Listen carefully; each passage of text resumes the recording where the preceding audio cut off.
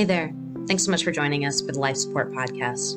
It's where we talk to providers, community members, experts, and others about their experiences with health and the systems that create it. Thanks for listening this week.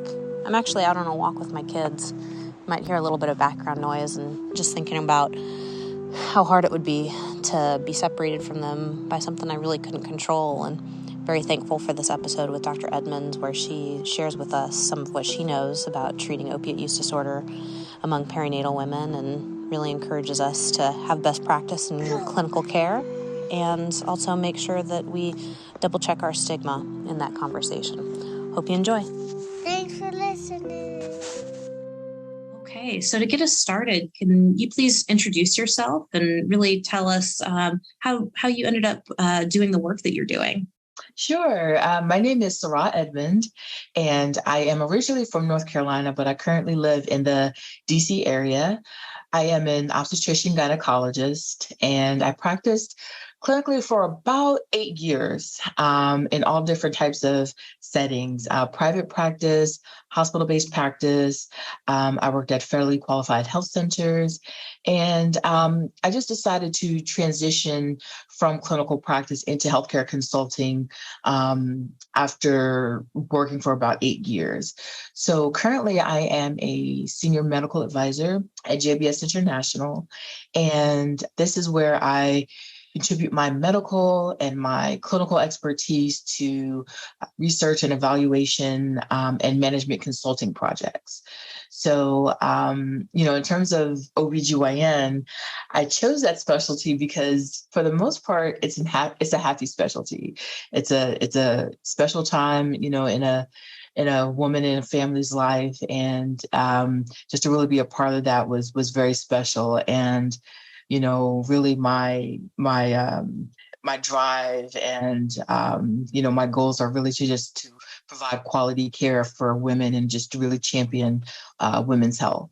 Absolutely love that. And just, again, kind of that joy of helping to grow and expand families. But I think that resonates for a lot of folks that are doing similar work. But I imagine now your call hours are a little bit better. Is that right? Well, actually, I don't practice clinically at all right now. Okay. I'm basically lending my, my experience and my expertise in these kind of consulting roles where I'm able to really, touch a larger amount of women. I'm able to, help affect policy and, provide education, provide, technical assistance to, federal, employers, federal contractors, just to really, overall improve women's care in the United States. Absolutely. And I was just kind of teasing, maybe it was top of brain because my husband woke up this morning and he was on call last night. It's like, there was another delivery at like 2 a.m. And my goodness. I'll tease with him later and he'll be like, maybe I should go into consulting. Yes, I do not miss that. I do not miss that at all. Yeah. Awesome. Well, I'll get us back on track. Sorry to take us off track. But next question is really, can you tell me about your experience working with this population of pregnant and postpartum women with opiate use disorder? Sure. My experiences have really varied throughout my career. The majority of my experiences, with pregnant and postpartum women with opiate use disorder, during my residency training, it was primarily with underserved populations. And at that time, really the kind of mainstay was using methadone. That was all that was available at that time. And as I transitioned into private practice, I saw patients really from all walks of life that had opiate use disorder, whether or not it was from illicit sources, whether or not it was from misusing prescription opioids. So that was, kind of the shift that I've encountered. And with the availability of buprenorphine, that really kind of helped patients become more compliant. And I found that they were very motivated on that particular regimen because it was something that they self-controlled. And, that really made a difference in their care. Great. It's good to hear some of those good experiences in terms of patient care. And I think one reason we're having this conversation today is just some of that reticence and kind of hesitation with some providers, just knowing that in many senses, the needs of pregnant women differ from, your general patient population. So what are some things that you would say are important for providers and really their care teams who take care of pregnant women and mothers to know about opiate use disorder in this population?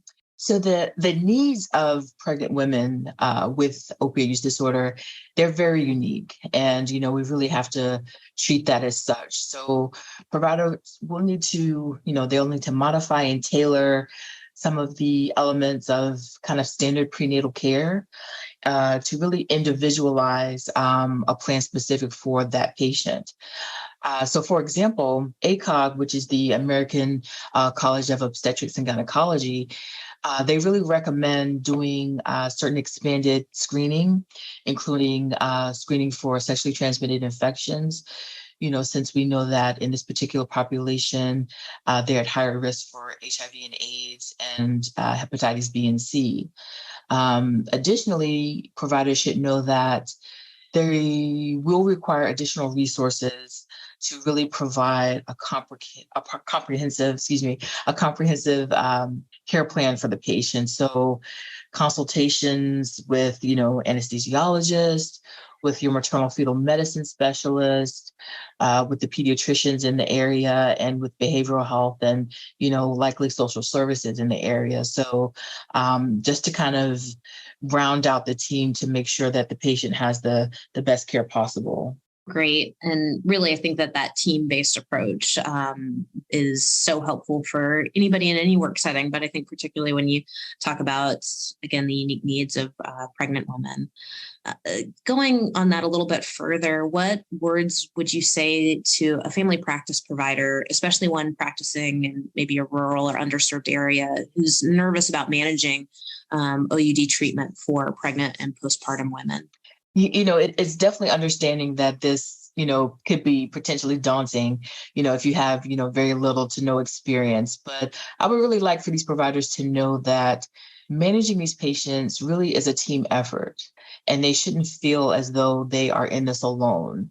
So, it's important to identify these specialized providers, these specialized consultants that are in your area to really assist you and guide you with a treatment plan to care for the patient. Oftentimes we realize that there are areas where, there are medically underserved patients in terms of not having enough physicians or, not having access to these specialists. And these specialists and, consultants realize that there are areas that they're not able to physically get to, but they can provide, resources. They can provide telemedicine visits and, really help you to take care of these patients. So just know that, you're not alone in this effort, and, definitely, reach out when needed. Great. I think that again is really helpful because particularly practicing, a lot of the providers that we work with practice in pretty rural areas and don't necessarily have great access to colleagues down a hallway or in the same building. And so exactly.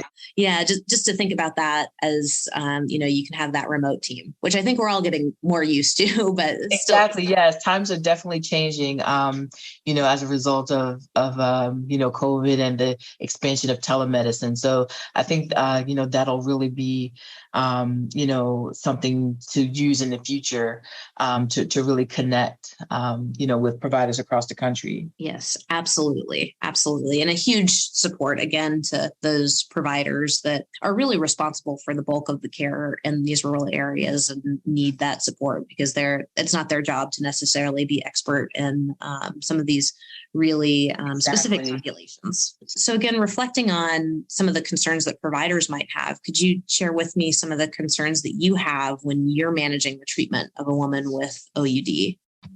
I have found that it has been particularly challenging to manage the common aches and pains associated with pregnancy. and then managing pain during labor and delivery, and then even postpartum. So, because of, the increased drug tolerance, the hypersensitivity, these patients, they do require higher doses of opioids to achieve, adequate pain control. And, this can be a delicate balance, especially if an epidural is not desired. So I've found that, this can be particularly challenging because you definitely want to provide, the best experience, for the patient possible, make sure that their pain is adequately addressed without compromising their, sobriety, without compromising, the gains that they have made. So I think that's been really challenging, and working with anesthesiologists and the pharmacists in the hospital, really, they can really assist you with a pain medication regimen that will allow the patient to have adequate pain control. So I'm hearing a theme here. You have a team, use them. Yes, absolutely. Absolutely. It's definitely, something where the more you see it, the more comfortable you will be. But, still every case is different. So, it's almost, it could be, almost like a new experience each time. And, definitely to reach out and make sure that, you're plugged into your medical community at large will really, help you in the long run. Love that. And I guess just a simple question kind of in follow-up. I think we've been kind of hinting at this through the conversation, but, I think that a lot of people get nervous about safety of MAT in pregnant women. Can I just ask you, how safe is MAT for pregnant women? Well, according to ACOG, for pregnant women with opioid use disorder, the use of methadone or buprenorphine is actually recommended and preferable to doing any type of supervised medical withdrawal. So as of right now, buprenorphine is recommended during pregnancy as a monoproduct, meaning that we're going to use it alone without adding naloxone. We want to do this because we want to avoid any avoid any potential exposure to naloxone, which will knock the patient into withdrawal. Buprenorphine does have the potential for misuse, so patients really need to be monitored for the risk of diversion of their medication. But, MAT has been demonstrated to prevent withdrawal symptoms and cravings. It definitely helps prevent overdose. We know that it actually improves adherence to prenatal care and addiction treatment programs. It also reduces the risk of certain obstetric complications, including preterm delivery and low birth weight.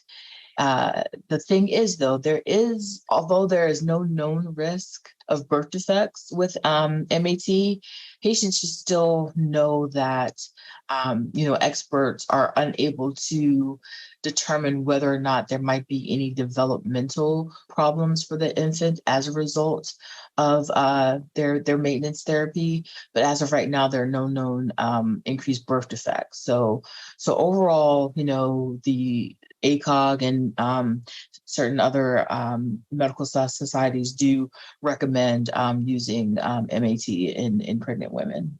So from a non-clinical perspective, I think about in Idaho, more than 50% of the maternal mortality reviews last year had a component of opiate overdose. And so when you kind of hold up those two options of treating substance use versus not treating substance use, that safety question, I really appreciate you saying, this is really recommended. And, again, just kind of holding up those two different outcomes. And one other thing that I think has been discussed more, which is great, but I haven't heard much conversation around the intersection with opiate use disorder, is postpartum depression. Can you talk about, is there a relationship between opiate use disorder and postpartum depression? We do know that oftentimes these patients do have mental health comorbidities, especially depression, history of trauma, and even PTSD. So those women with opioid use disorder in pregnancy, actually, they should continue their MAP postpartum, because this period, we call it the fourth trimester. It's associated with, those new stressors of caring for a new baby. You've got your lack of sleep. And then, add to it, there may be a loss of your insurance and your access to treatment. And, as a result, relapse occurs more often postpartum. So, we definitely want to screen for postpartum depression as routine, and make sure that patients have access to postpartum support services, particularly OUD treatment and relapse prevention programs. So, this is a great question, and it's something that we're definitely looking at now. Great. I'm glad to hear it. And I think in addition to mental health issues, one of the other things that I think of for women with opiate use disorder, particularly pregnant and mothering women, is stigma, just as an immense barrier to services and health and wellness. Can you talk a little bit about the stigma against perinatal women with OUD? Yes, unfortunately, there are barriers to pregnant women with OUD getting optimal care. And, this includes, some of the legal ramifications in states with laws that penalize these patients. There's shame, associated with OUD. And then, there are policies of, medical organizations to actually report patients who engage in substance use during pregnancy.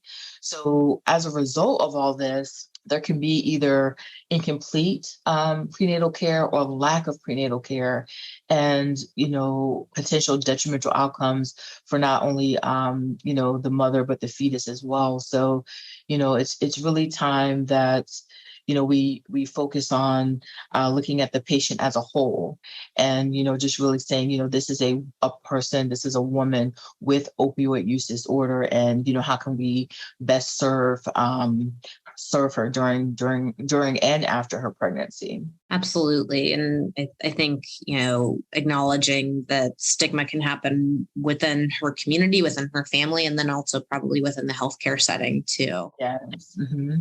Because, I think certain people, still kind of have a mental image of, a person that they think about, that abuses opioids, and it's just not standard anymore. So, we really need to kind of break down, these barriers, address these stigmas, and, just really provide the best care possible.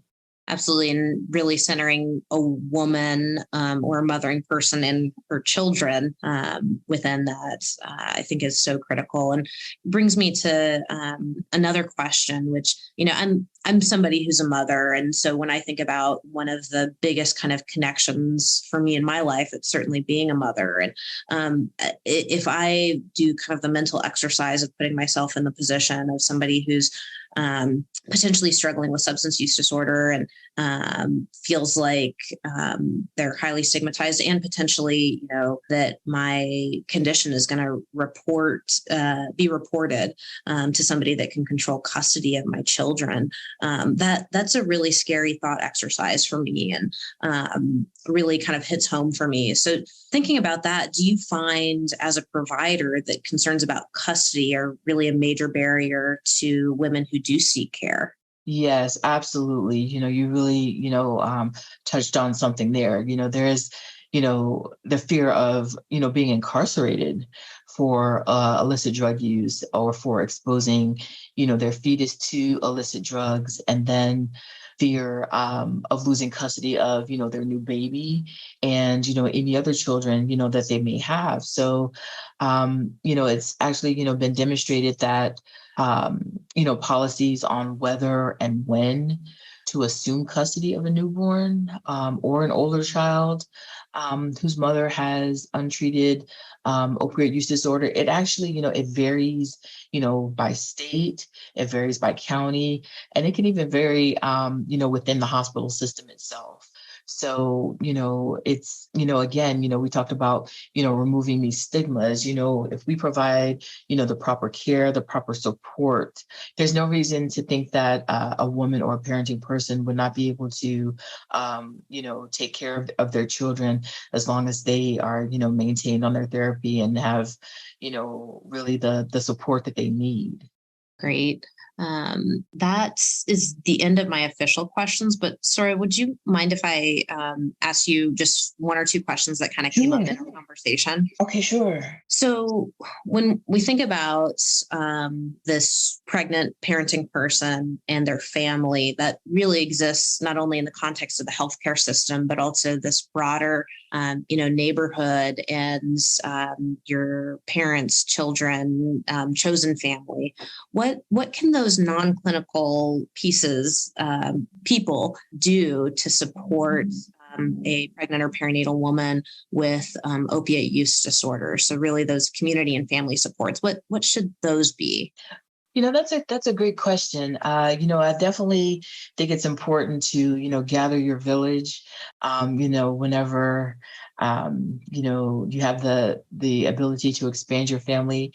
It definitely, can help kind of ease some of, these transitions. And, a woman with OUD, definitely, can definitely use that village. I think it's important for those people to really educate themselves. They can seek out resources online through ACOG. They do have, resources for lay people, on how they can best support, someone in their lives that, is struggling with this. I think basically, it's a matter of, meeting people where they are, understanding that this is a person with, a disease and a disease that can be managed. So, just making sure they educate themselves and, just really, wanting to provide that support to their loved one. That's great. And I think that really hits on a lot of the content that we wanted to make sure we kind of circled onto. Thanks so much for listening. Please find us on social or our website to learn more about what CWHO does and how to support with and engage our work. Until next time, let's all support each other with a little life support.